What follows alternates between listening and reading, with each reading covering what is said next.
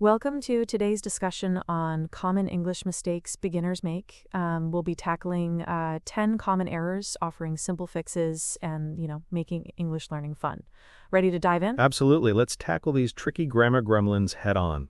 First up, subject-verb agreement. Many learners forget the S on verbs with he, she, or it. What's your take on that? It's a classic. Remembering that simple rule makes a huge difference. It's all about the singular third person, yeah. Exactly. And what about those pesky prepositions? Interested in, good at? So many combinations to remember. It's a lot, right? Prepositions are like the glue of the sentence, holding everything together. Learning common phrases is key, definitely. Let's delve deeper into subject-verb agreement. Why is it so crucial to get this right? Because it's the foundation of sentence structure. Incorrect agreement makes your sentences sound awkward and grammatically incorrect. So if I say he go to the store, it's wrong because go needs an S to agree with he? Precisely. It should be he goes to the store. The verb must match the subject in number and person. Makes sense, huh? Now let's talk prepositions. They seem simple, but they can be tricky. They are. The meaning can change drastically depending on the preposition used. For example, I'm sitting on the chair versus I'm sitting in the chair. Exactly. And what about phrases like interested in versus interested with? One is correct, the other isn't. Interested in is correct. It's about memorizing these common collocations. It's like learning vocabulary chunks. Yeah, that's a good way to put it. Next, let's tackle word ordering questions.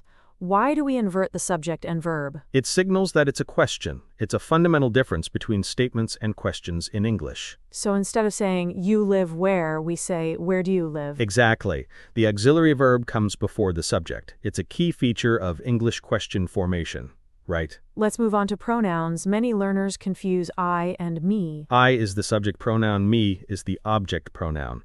It's about understanding their grammatical roles.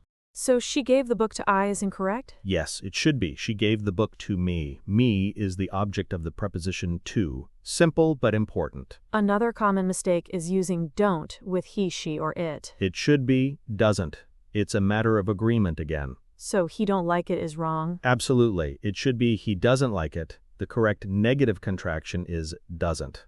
Easy peasy. Let's discuss the difference between since and for. Many learners mix them up. Since indicates a point in time, for indicates a duration. So I've lived here since 2020 is correct, but I've lived here for 2020 is not. Exactly. For requires a duration, like for 5 years. Got it. Many learners treat people as singular. People is always plural, so it takes a plural verb. So people is incorrect? Yes, it should always be people are. A common mistake, though. Articles o, a, and the are often omitted. They're essential for clarity and grammatical correctness. So using articles correctly helps avoid ambiguity? Precisely.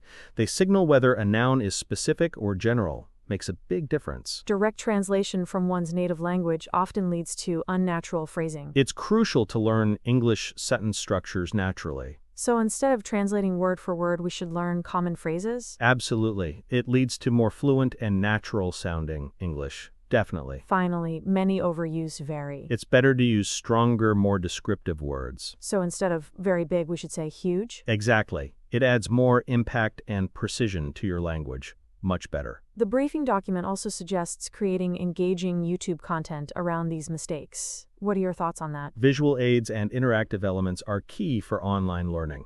A conversational style also helps keep viewers engaged. So a dynamic presentation style is crucial for online learners? Absolutely. It makes learning more fun and effective. For sure. That was a great discussion. Thank you for sharing your insights on common English mistakes and how to avoid them. It was a pleasure.